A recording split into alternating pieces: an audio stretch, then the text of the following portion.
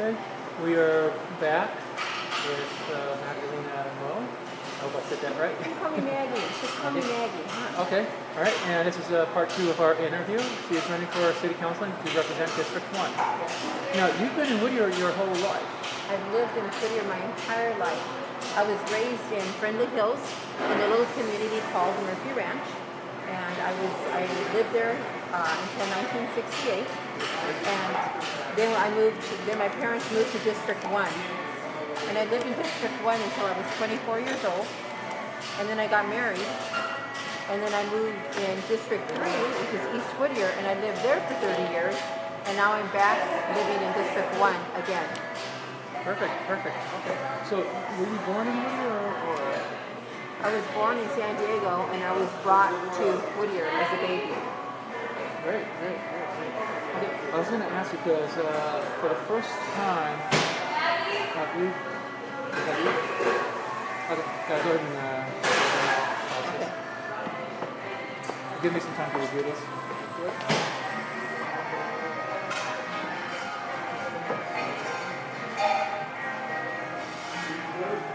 I was brought to Whittier as a newborn. I was just a tiny little baby. Very young. I was just a little baby. Okay, all right. I want to ask you, 67% of your supporters are female, and I was telling Magdalena this morning, she's in front of the county mayor, that it turns out that almost the majority of candidates in this election are women. If it wasn't for the mayoral race, it'd be mostly women. In District 1, it is majority women. District 3, it's like 50-50. Now, if we get elected, your district get elected, if Christine gets elected, and if either Yasmin or Kathy get elected, that means we have a majority female city council for the first time in history. How do you feel about that? Woo! I think it's wonderful. I think that women are realizing that we need to be independent and we need to be on our own. And I think that women are very innovative and they're very hardworking.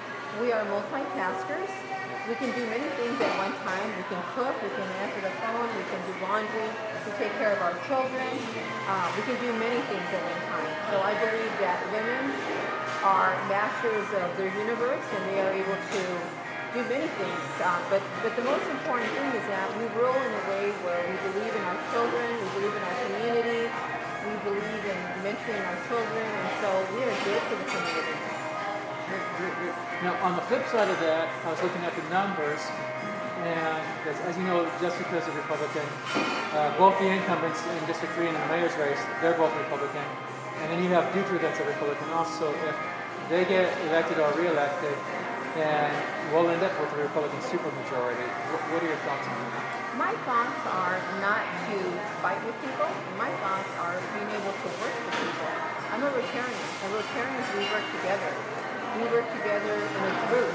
And when you work together in a group and as a community, all is possible. For example, we planted 100 trees at Lake Lake.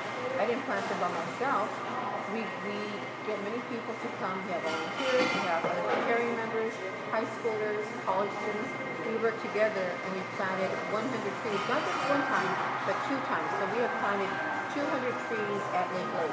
That is how we get things done. We work together as a group. I'm not there to fight with anybody. I am there to represent District 1, the most neglected district in the city of Whittier, to have the things that the people in this district deserve.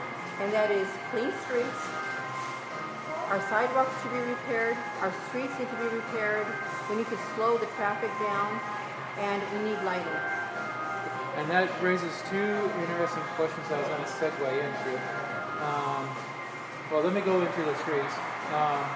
I'm sure you've been to the top of the parking structure and you've looked down and you've seen nothing but trees. You've probably been up the Helmet Trail, the same things. Like, you can't really see that there's a city down here. When you look down, you see more of a forest than a city. There's been some complaints that some of the trees here in Uptown are going to be cut down, but I mean, what impact would that make, considering that we still have thousands of other trees throughout the city, and those trees are actually being replaced rather than just removed? I'm an environmentalist, and I love trees.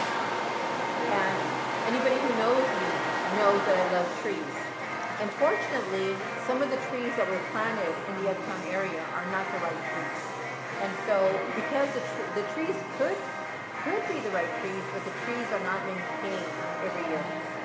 And the trees are not maintained, so they drop these black berries, and the black berries are causing They get all over. they get all over the place, and so the streets are not clean, and then we have a problem in our sidewalks. So in order for us to be successful in our city, so that we can have more people come and shop, we need our streets to be clean. Another problem that's happening with some of the trees is that they are causing plumbing problems. So I am not a person to get rid of trees. I think that we could get rid of some of the trees, but Whittier is a beautiful city because of our trees.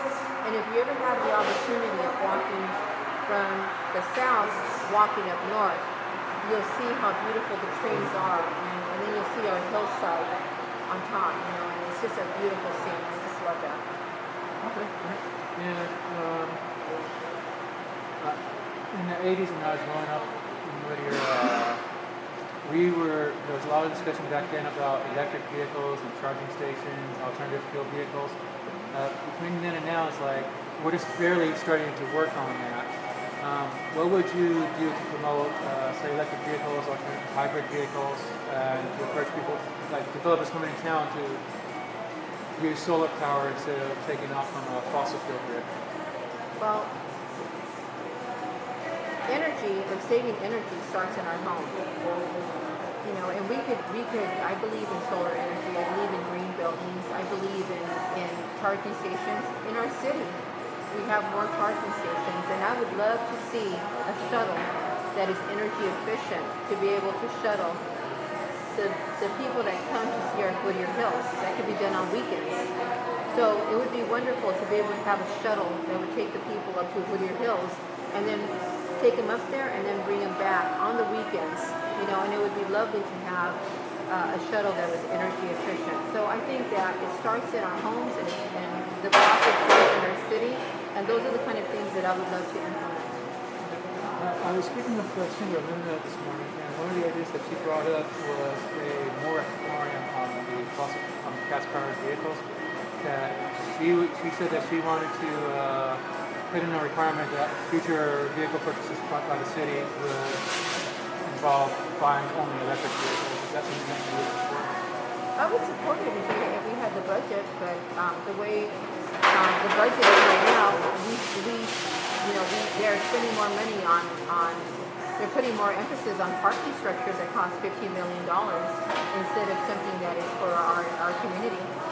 So I doubt that is ever going to take place, but if we work together as a community, it's very possible that we can get it done. It just depends on where our priorities are. What are the priorities of our city? And what can the community do to support that? Okay. So let's see, we talked about the homeless shelter. Senator says 56% of your constituents support building a shelter here in Whittier with wraparound services, but in other districts such as over in East Whittier, where District 3 is, 63% actually oppose building a shelter here in Whittier. How would you, as a council member, bring the two sides together? Because, as you know, 50% seems to support it and want to help the homeless, and 50% just want to kick them out. How would you bring the two sides together? Well, I believe in equality. Why should District 1 support shelters only?